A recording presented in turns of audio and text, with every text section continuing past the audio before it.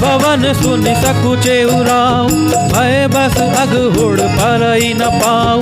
सुरपति बसई बाबल जाके, नरपति सकल रहि रुख ताके। तो सुनि तिय रिस गयउ सुखाई, देखहु काम प्रताप बढ़ाई।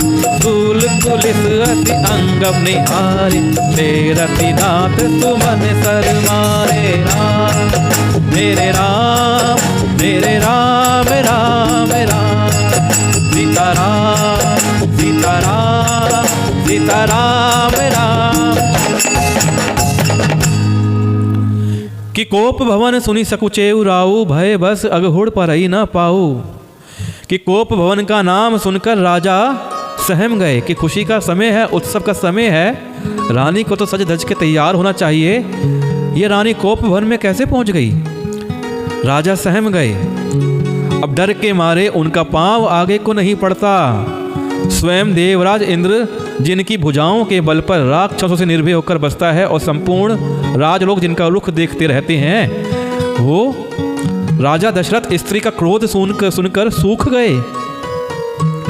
भाई स्त्री का क्रोध ऐसा ही होता है। आजकल तो औरतें गुस्सा करती हैं तो पतियों की हवाएं निकल जाती हैं, लेकिन ये तो राजा दशरथ थे कि राजा दशरथ स्त्री का क्रोध सुनकर सूख गए। कामदेव का प्रताप और महिमा तो देखिए। जो त्रिशूल, वज्र और तलवार आदि की चोट अपने अंगों पर सहने वाले हैं, वे रतिनाथ कामदेव के पुष्पबाण से मारे गए, यानी कि वासना के अधीन हो गए और स्त्री के अधीन होके उनसे उनके क्रोध में डर गए, मारे गए। आइए 2 चौपाइयों का पाठ फिर करते हैं।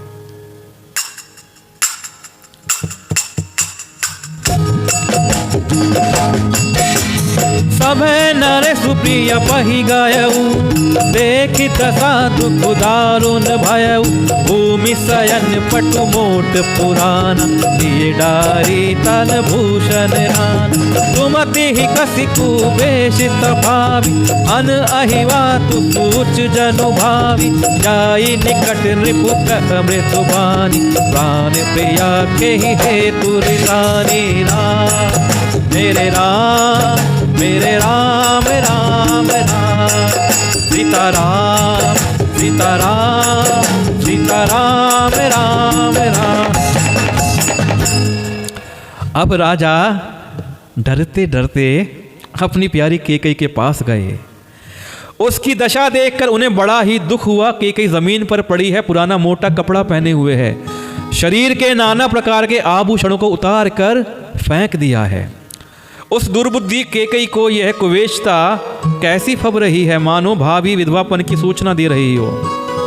कई बार कपड़ों में हमारा भविष्य झलक जाता है कि ऐसा कुवेश यानी बुरे कपड़े माता कैकेयी ने पहने हुए हैं कि लग रहा है कि अब विधवापन आने वाला है। राजा उसके पास जाकर कोमल वाणी से बोले, हे प्राण प्रिय, किस लिए यह रिसाई, रिसाई मतलब रूठी हो, किस लिए रूठी हो? आइए छंद पढ़ते हैं, बड़ा अच्छा छंद है।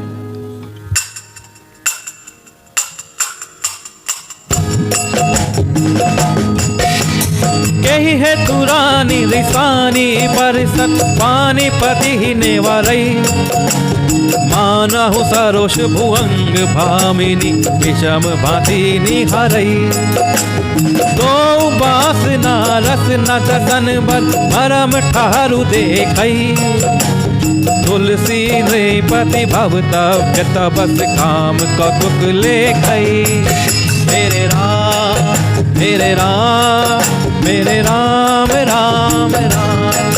सीताराम सीताराम सीताराम राम राम। देखिए कोप भवन है, त्रियाचरित्र दिखाती हुई माता कैकेयी कोप भवन में बुरे वस्त्र पहने हुए, बाल बिखराए हुए, आभूषणों को फेंक कर रूठी हुई पड़ी है और वासना के अधीन, काम के अधीन राजा दशरथ रानी से पूछ रहे हैं, रानी को मना रहे हैं। देखिए अब भी ये जो राजा दशरथ की वासना है, राजा का काम है, यही राजा को यहाँ पे नुकसान पहुंचाता है कि हे रानी, किस लिए रूठी हो? यह कहकर राजा उसे हाथ से स्पर्श करते हैं तो वह उनके हाथ को झटक कर हटा देती है और ऐसे देखती है मानो क्रोध में बड़ी हुई नागिन क्रूर दृष्टि से देख रही हो। दोनों वरदानों की वासनाएं उस नागिन की दो जीभें हैं। दो वर मिले हुए थे रानी कैकेयी को। अभी समझाता हूं मैं आपको कि उस नागिन की दो जीभें हैं और दोनों वरदान दांत हैं। वह काटने के लिए मर्म स्थान दिख रही है कि अब मौका मिले तो मैं दो वरदानों से काट लूं। एक बार देव और असुरों का संग्राम हुआ और देवताओं की सहायता करने के लिए राजा दशरथ भी लड़ने गए। देवताओं की तरफ से असुरों से लड़ने के लिए गए और उनके साथ में रानी कैकेयी उनकी सारथी बनकर गईं। लड़ते लड़ते राजा दशरथ अचेत हो गए, उनको बाण लग गया, वो घायल अवस्था में थे और रानी कैकेयी ने सही समझते हुए रथ को युद्ध स्थान से अलग ले जाकर राजा की सेवा करी, राजा को बचाया और राजा को जब होश आ गया तो राजा को वापस लड़ने के लिए युद्ध स्थान में ले गई और राजा विजयी होकर लौटे। तब से राजा रानी के मुरीद हो गए और उन्होंने रानी को दो वरदान मांगने के लिए कहा। तो रानी ने कहा कि अभी मुझे वरदान की आवश्यकता नहीं है, जब कभी मुझे वरदान चाहिए होंगे तो हे नाथ मैं आपको बता दूंगी। तो आज वही समय आ गया है। तो तुलसीदास जी कहते हैं कि राजा दशरथ होनहार के वश में होकर, यानी होनी के वश में होकर इस प्रकार हाथ झटकने वाली नागिन की भांति देखने को कामदेव की क्रीड़ा समझ रहे हैं। अरे राजा दशरथ काम के अधीन है, वासना के अधीन है और वो इस प्रकार हाथ झटकने की क्रिया को अदा समझ रहे हैं, रानी कैकेयी की अदा। बार बार कहराउ सुमुखी सुलोचनी पिक बचनी, कारण मोहि सुनाऊं गज कामिनी निज कोप कर। आहा क्या बात है। ये सोरठा था, ये इसी प्रकार इसका राइमिंग होता है। तो राजा बार बार कह रहे हैं हे सुमुखी, हे सुलोचनी, हे कोकिल बयनी, हे गजगामिनी, मुझे अपने क्रोध का कारण तो सुना। आइए किस प्रकार से दशरथ जी काम के अधीन होकर रानी को मना रहे हैं, दर्शन करते हैं। आइए।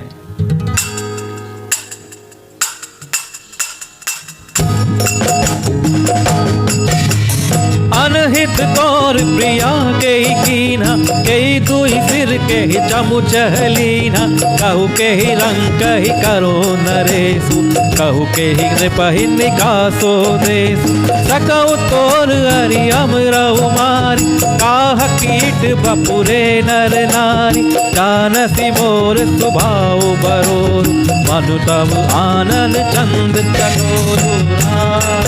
मेरे राम राम राम राम, सीता राम सीता राम सीता राम राम राम। कि हे प्रिय, किसने तेरा अनिष्ट किया है? किसके दो सिर हैं? यमराज किसको लेना चाहते हैं?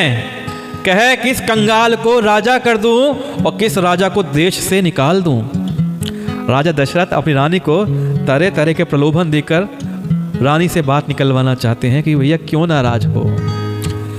तेरा शत्रु अगर अमर देवता भी हो तो भी मैं उसे मार सकता हूं। बेचारे कीड़े मकोड़े सरीखे नर नारी तो चीज ही क्या हैं।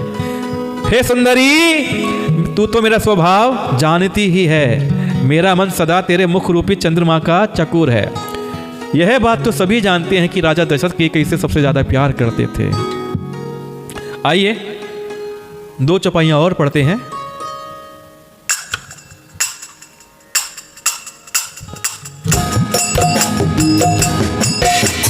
प्रिया प्राण सुत सर्वसु मोरे, परिजन प्रजा सकल बस तोरे, जो कछु कहो कपटू करि तोहि, भामिनी राम सपथ सत मोहि, बिहसी मागू मन भावती बाता, भूषण सजहि मनोहर गाता।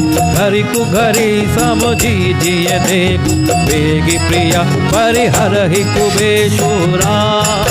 मेरे राम राम राम सीताराम सीताराम सीताराम राम। इस पाठ को शेयर कर दीजिए, कर दीजिए, कर दीजिए, कर दीजिए। मानस के प्रचार का, प्रसार का लाभ उठाइए, उठाइए, उठाइए। बोलिए सियापति रामचंद्र की जय हो। तो प्रिय प्राण सूत सर बसु मोरे, परिजन प्रजा सकल बस तोरे।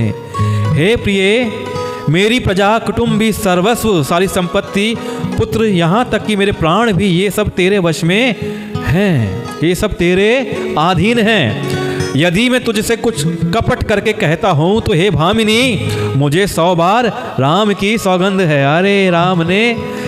अरे राजा ने क्या करा, राम की सौगंध खा ली कि मुझे राम की सौगंध है। बिहसी मागू मन भावती बाता, भूषण सजहि मनोहर गाता। तू हंस कर प्रसन्नता पूर्वक अपनी मनचाही बात मांग ले और अपने मनोहर अंगों को आभूषणों से सजा। मौका बेमौका तो मन में विचार कर देख। हे प्रिय, जल्दी इस बुरे वेश को त्याग दे। यह सुनी मन गुनी सपथ, बड़ी बिहसी उठी मति मंद। भूषण सजति बिलो कि मृग मनहु, किरातिनी फंद। अब राजा राम की सौगंध में स्वयं ही फंस गए। अब राजा को तो बात सुननी पड़ेगी। आप लोग अंदाजा लगाइए बात कहाँ तक पहुँचने वाली है। अब यह सुनकर और मन में राम जी की बड़ी सौगंध को विचार कर मंद बुद्धि केकई हंसती हुई उठी और गहने पहनने लगी, मानो कोई भीलनी मृग को देखकर फंदा तैयार कर रही हो। फंदा किसके लिए? राजा दशरथ के लिए। आइए 2 चौपाइयां पढ़ते हैं।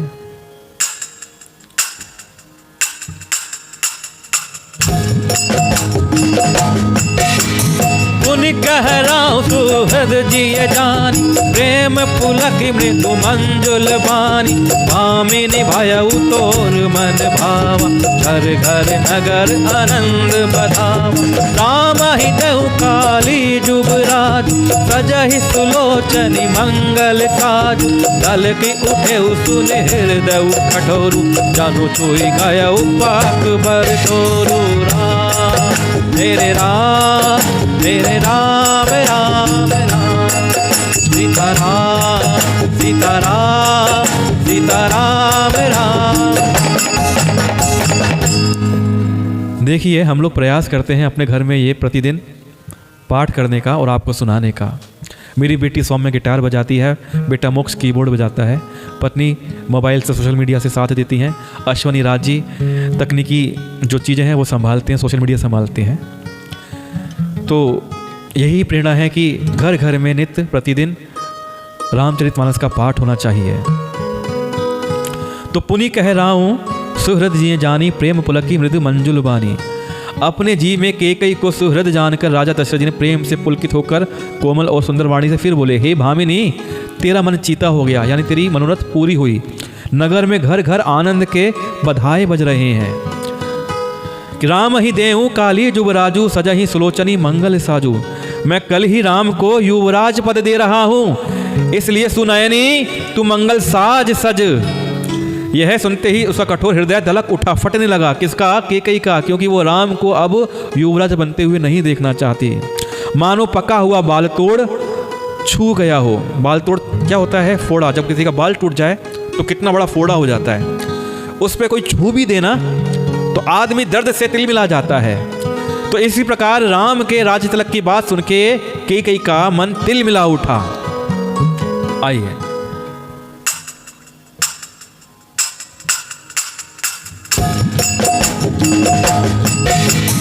ऐसे उपीर भी हंसते ही कोई, चोर नारी जिम प्रगटी न रोई, लगही न भूप कपट चतुराई, मूढ़ी कुटिल मनि गुरु पढ़ाई, यद्यपि नीति निपुण नर नाहु, नारी चरित जल निधि अवगाहु, कपट स्नेहु बढ़ाई बहोरी, बोले हसी नयन मुँह मोरी, राम मेरे राम मेरे राम राम राम, सीताराम सीताराम सीताराम राम।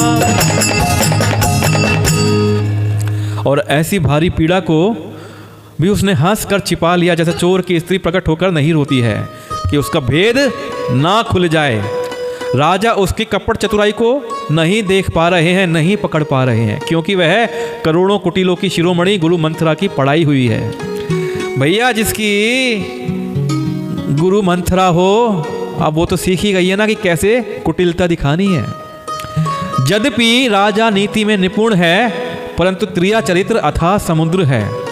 फिर वह कपट युक्त प्रेम बढ़ाकर, ऊपर से प्रेम दिखाकर, नेत्र और मुंह मोड़कर हंसती हुई बोली। क्या बोली? मागु मागु पाए कहु पिए, कबहु न देहु न लेहु, देन कहेहु बरदान दुई, देहु पावत संदेहु।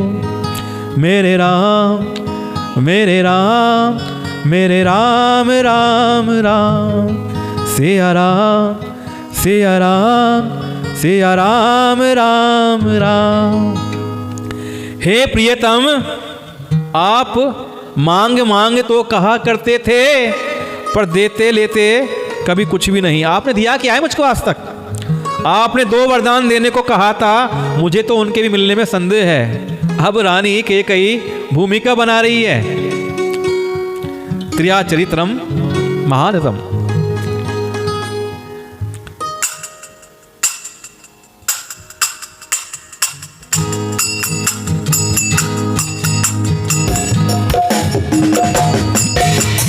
जाने उमर, क्या बोले बेटा?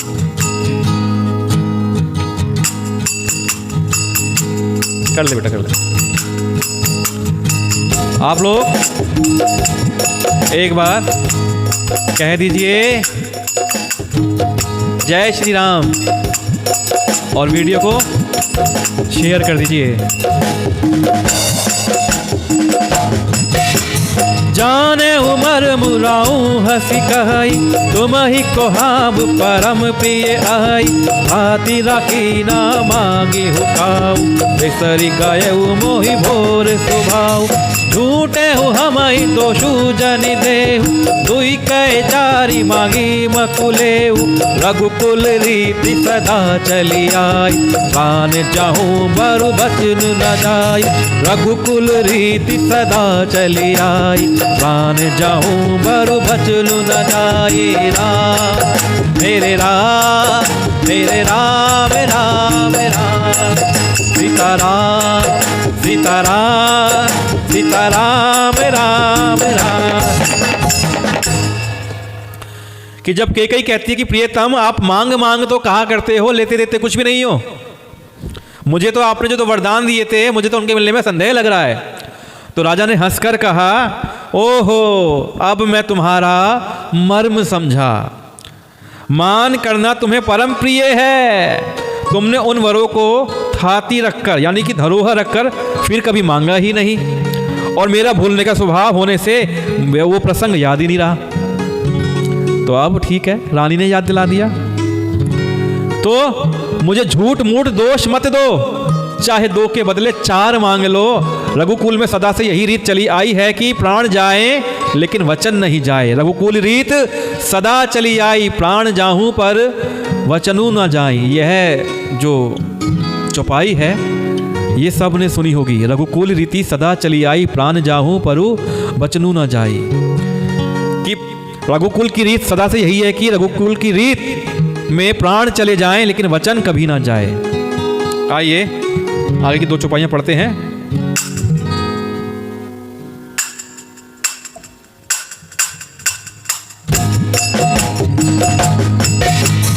नहीं सत्य सम पातक पुंज, गिरि सम होहि कि कौटिक गुंज। सत्य मूल सब सुकृत सुहाय, वेद पुराण विदित मनु गाय। यही पर राम शपथ करि आय, सुकृत सन अवधि रघुराय। बात दृढ़ाई कुमति हंसी बोली, कुमत कुबिहग कुलह जनु खोली। राम मेरे राम राम राम, सीताराम सीताराम सीताराम राम। कि असत्य के समान पापों का समूह भी नहीं है, क्या करोड़ों घुंघचियां मिलकर भी कहीं पहाड़ के समान हो सकती हैं। सत्य ही समस्त उत्तम सुकृतों पुण्यों की जड़ है। यह बात वेद पुराणों में प्रसिद्ध है और मनु जी ने भी यही बात कही है। ते ही पर राम शपथ करी आई, सुकृत सनह अवधि रघुराई। उस पर मेरे द्वारा श्री राम जी की शपथ करने में आ गई। अब मेरे मुंह से देखो, मैंने अपने बेटे राम की शपथ खा ली है, मेरे मुंह से निकल गई है। श्री रघुनाथ जी मेरे पुण्यों की और स्नेह की सीमा है। इस प्रकार बात पक्की करा के दुर्बुद्धि केकई हंसकर बोली, मानो उसने कुमत मतलब बुरे विचार रूपी दुष्ट पक्षी बाज को छोड़ने के लिए कुलही की आंखों पर टोपी खोल दी कि अब उसके पास एक बाज है, झपटने के लिए कुमति का वो तैयार कर दिया है। भूप मनोरथ सुभग बनु, सुख भी हंग समाजू। भिल्लन जिमि छाड़न चहती, बचनु भयंकर बाजू। राजा का मनोहर सुंदर वन है, सुख सुंदर पक्षियों का समुदाय है। उस पर भीलनी की तरह केकई अपने वचन रूपी भयंकर बाज छोड़ना चाहती है। केकई के मन में कितनी कुटिलता है, हमारे भोले दशरथ जी पहचान ही नहीं पा रहे हैं। आइए 2 चौपाइयों का पाठ करता हूं। ये अंतिम चौपाइयां हैं, आनंद लेके इन चौपाइयों को सुनिएगा।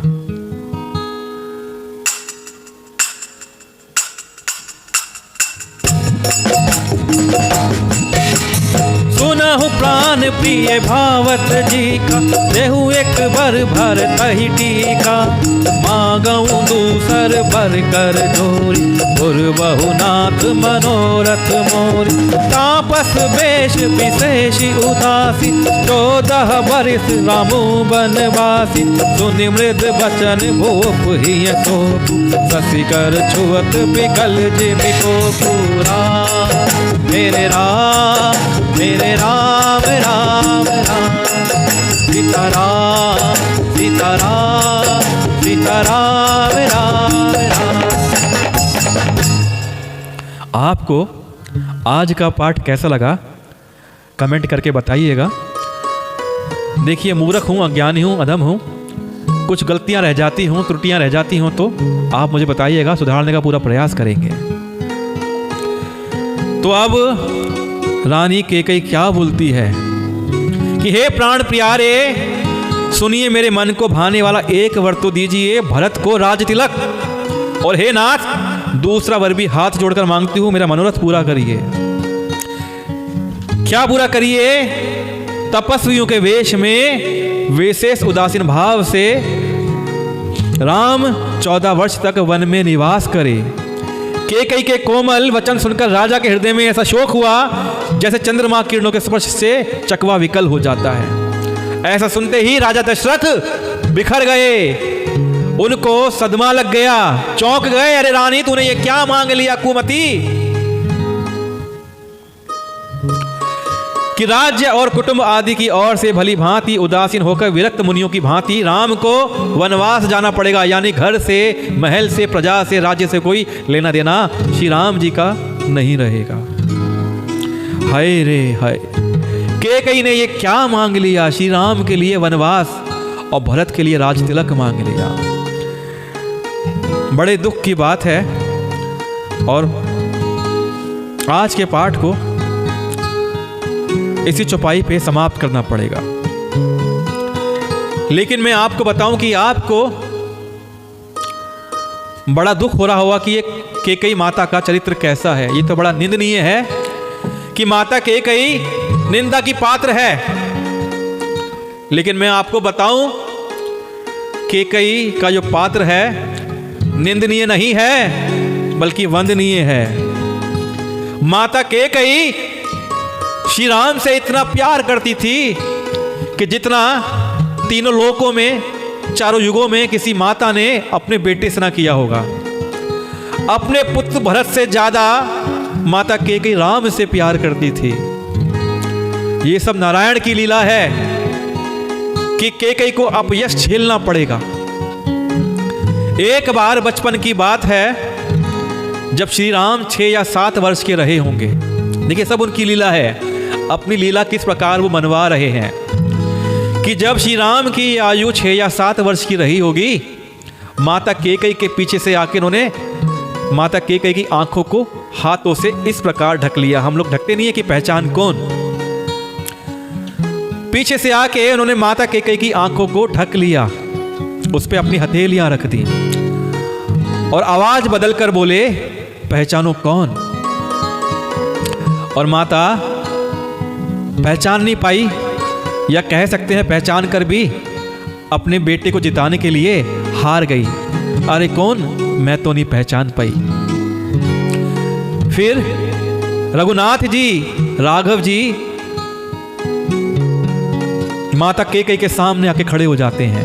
अरे माता, ये तो मैं हूं, तू हार गई, मैं जीत गया, तू हार गई, मैं जीत गया। माता केकई, अरे हां लल्ला, तू तो जीत गया। तो माता, मैं तुझसे कुछ मांगू तो तू मुझे देगी? तो माता केकई ने कहा, अरे तू मांग के देख लल्ला, मैं तेरे ऊपर अपने प्राण भी निछावर कर दूंगी, तू मुझे प्राणों से भी प्यारा है। देख मां, मैं जीत गया हूं, अब मैं तुझसे मांगूंगा, दे देगी ना? तो केकई कहती है, हां लल्ला, हां राघव, हे रघुनाथ, जो मांगेगा मैं तुझे दूंगी, तू मुझे प्राणों से भी प्यारा है। मां केकई राम जी को माता कौशल्या से भी ज्यादा प्यार करती थी। श्री रघुनाथ जी माता केकई के पास ही रहते थे, उनका समय माता केकई के पास ही ज्यादा बीतता था। तो रघुनाथ जी ने कहा, देख माता, जो मैं मांगूंगा उससे तेरा अपयश हो जाएगा, तेरा मान चला जाएगा।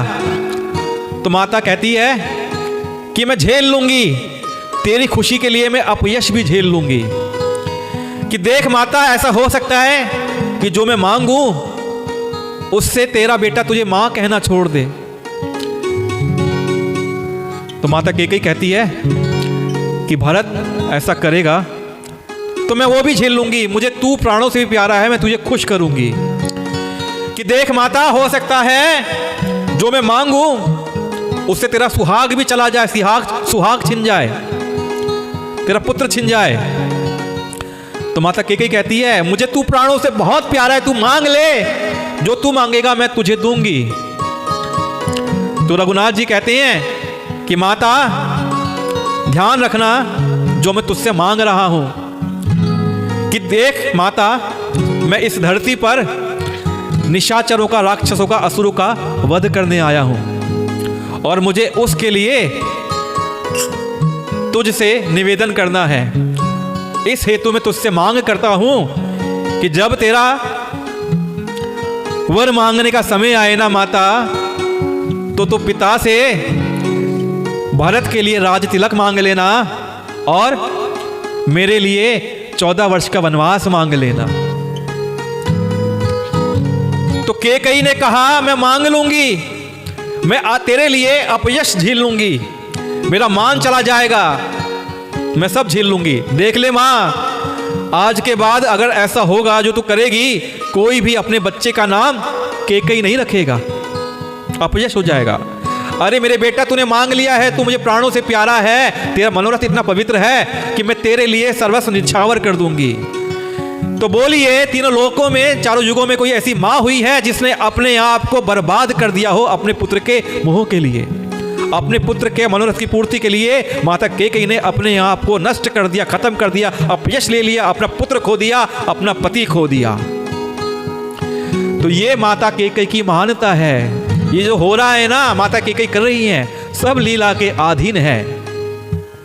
माता केकई तो रघुनाथ से इतना प्यार करती थी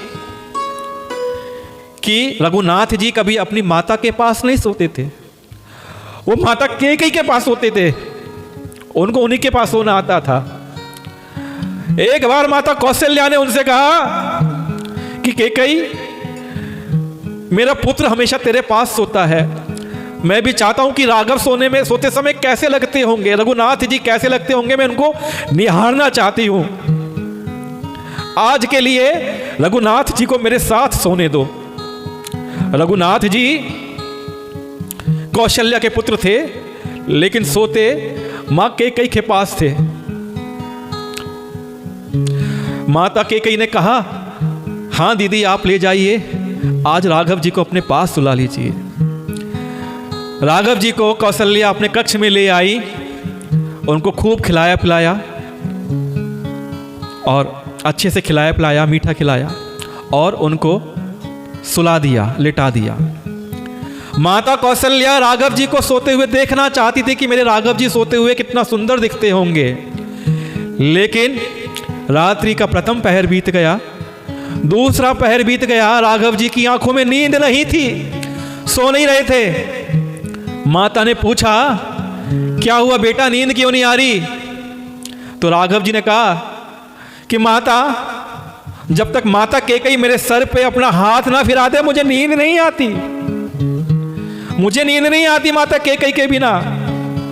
और इस प्रकार कौशल्या का रुदन छूट गया कि कैकेयी तो बड़ी भाग्यशाली है कि जो तो उनके पास होता है। और कौशल्या माता ने राघव जी का हाथ पकड़ा और लेकर कैकेयी के कक्ष की तरफ चल पड़ी। जैसे ही उन्होंने अपना दरवाजा खोला, क्या देखती हैं, देखकर चकित हो गई कि सामने खंबे पर मुंह छिपाकर कैकेयी माता रो रही थी, जोर जोर से रो रही थी। माता कौशल्या पूछती हैं, कैकेयी क्या हुआ, बताना क्या हुआ? कैकेयी कहती है, दीदी मुझे राघव के बिना सोने की आदत नहीं है, मैं इनके बिना नहीं सो सकती, नहीं रह सकती। तो इतना प्रेम माता कैकेयी को श्री राघव जी से था। तो माता कौशल्या ने इतना ही कहा कि हे कैकेयी, तुम तो बड़ी भाग्यशाली हो, बड़ी भागिनी हो कि राघव जी तुमसे इतना प्रेम करते हैं। तो उस मां कैकेयी का देखो मति ने ऐसी मति फिर गई कि अपयश लेने के लिए तैयार है वो माता, और आज वो 2 वर मांग रही है, जिसमें श्री राम जी का हक मांग लिया, भरत जी के लिए राज तिलक, और दूसरे में राम जी के लिए वनवास मांग लिया। बोले सियापति रामचंद्र की।